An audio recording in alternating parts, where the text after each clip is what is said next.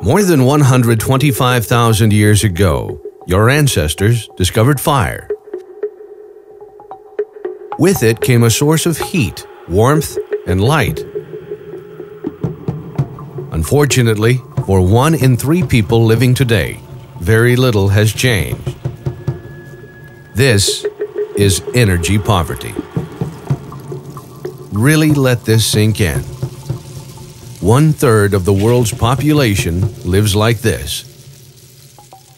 Access to energy is a vital component in alleviating poverty and an indispensable element of sustainable human development. Without access to modern commercial energy, poor countries can be trapped in a vicious cycle of poverty, social instability, and underdevelopment. Texas Tech University's Energy Commerce program began work on its World Energy Project as part of the curriculum designed to educate students about energy poverty.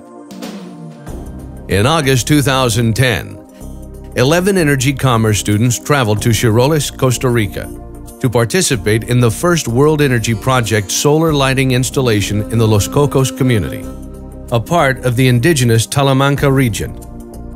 The framework of the project consisted of establishment of a local microfinance institution and installation of solar lighting in homes that are, and likely always will be, off the grid.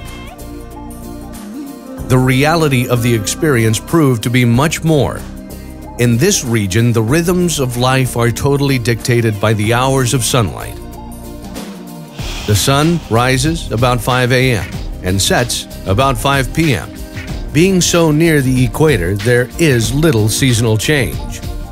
The sole modes of illumination are candles and rudimentary homemade kerosene lamps, making any evening's activities such as studying or even outdoor movement very difficult.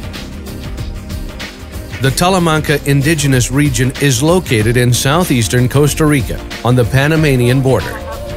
It is the Costa Rican equivalent of a North American Indian reservation without the amenities.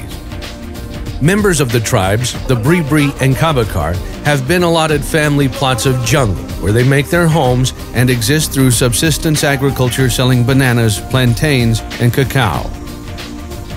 One main dirt road runs through the region.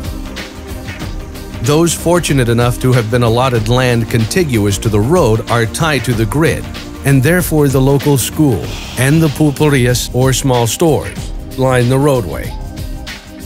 One of the unexpected lessons the students received was in the area of logistics of transportation and product distribution, areas American consumers take for granted.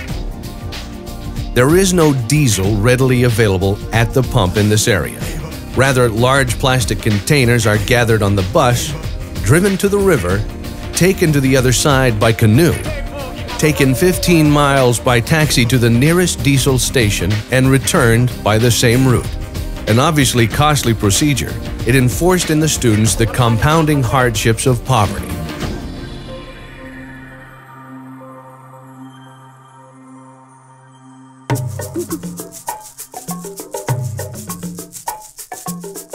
The project was designed as community development rather than as an aid program.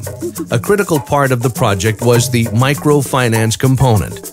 A classroom format seminar was provided by Christoph Schultz, program director of our technical partner, Light Up the World, which specializes in sustainable community energy projects in developing countries. Texas Tech Energy Commerce provided funding to create a sustainable microfinance institution, which provides the means for the indigenous peoples to purchase their solar lighting systems on affordable terms. The microfinance seminar taught the students the value of microfinance as opposed to gift-type aid projects. In our microfinance project, the borrowers are loaned money to purchase the $250 equivalent solar lighting system, consisting of a small panel, battery, 2 75-lumen LED lights with switches, and charge controller. The system will power the LED lights for about 8 hours on a full charge. Payments for the system are made from savings from no longer purchasing candles and kerosene. A typical example of the savings is a prior cost of candles or kerosene of about $30 a month equivalent, and now the payments on the system are $20 a month equivalent. Also, within about 16 to 18 months, the clients will own the system. The life expectancy of the system is 15 to 20 years with battery replacement every 3 to 4 years. The payments received are recycled into further available funds for new clients to acquire lighting and eventually for existing clients to expand their systems. Students were provided the opportunity to work hand-in-hand with our local NGO, non-governmental organization, ACEM, at a couple of levels. First, the students interacted with the head of the ACEM's Los Cocos project, Isolina, a remarkable woman who shared with the students their second unexpected lesson. The success of a community development project, unlike disaster relief aid, is rooted in sustainability, as we might say, service after the sale. Maintenance of the systems is provided by members of the community trained by ACEM, thereby providing local employment opportunities as an additional benefit of the lighting project. Again, students were surprised to learn of the logistical difficulties which do not exist in developed countries. While much of this work would be done electronically or by mail in a developed country, no such services exist in most developing countries, and certainly not in Los Cocos. Isolina shared that in order to collect loan payments, she has set times and places where borrowers will meet her each month to make their payments. The locations are made as convenient as possible, yet many must walk several miles to the meeting place. This time is also utilized to determine needs anyone may have for batteries or repairs to the systems. In order to reach an installation site, every morning they traveled by bus from the finca to the river, which was crossed via motorized canoe. From there, a local bus provided transportation approximately 25 miles to the literal end of the road. From there, walks varying from 5 to 45 minutes enabled students to reach the installation site. In all, it could take up to 2 hours just to reach an installation. The steps were retraced at the end of each day. Due to difficult logistics, only 20 of the systems funded by the project were installed by the students. The remaining 30 systems, funded by Texas Tech Energy Commerce, have been installed by Isolina's staff. Did the World Energy Project end poverty in Costa Rica? No. In the Talamanca region? No. In Los Cocos? No. In anyone's life? No. Did we change anyone's life? No. But it did provide an opportunity for many people, and not just the indigenous peoples of Costa Rica, to change their own lives. And, after all, isn't that the purpose of education?